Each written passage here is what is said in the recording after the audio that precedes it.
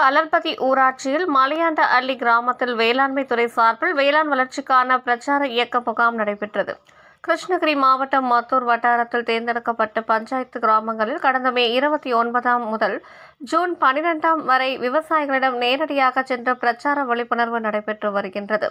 இதன் தொடர்ச்சியாக நிகழ்ச்சியானது இன்று கலர்பதி ஊராட்சியில் மலையாண்ட அள்ளி கிராமத்தில் நடைபெற்றது.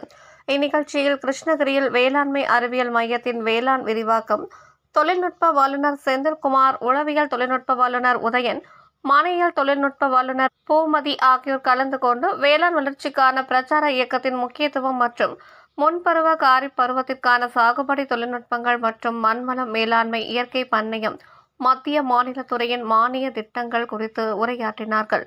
மலையாண்ட அள்ளி ஊர் நாட்டாமை க. வேலுமணி, விவசாய சங்க தலைவர் க. தண்டபாணி, துணைத் தலைவர் அடியார், செயலாளர் ராமமூர்த்தி, துணை செயலாளர் வேலுமணி, பொருளாளர் சக்திவேல் ஆகியோருடன் சங்க பொறுப்பாளர்கள் வேலுமணி, முருகேசன், வெள்ளியங்கிரி, பத்மநாபன், வெங்கடேசன், குட்டியப்பன் மற்றும் விவசாயிகள் என 150க்கும் மேற்பட்டோர் பங்கேற்றனர்.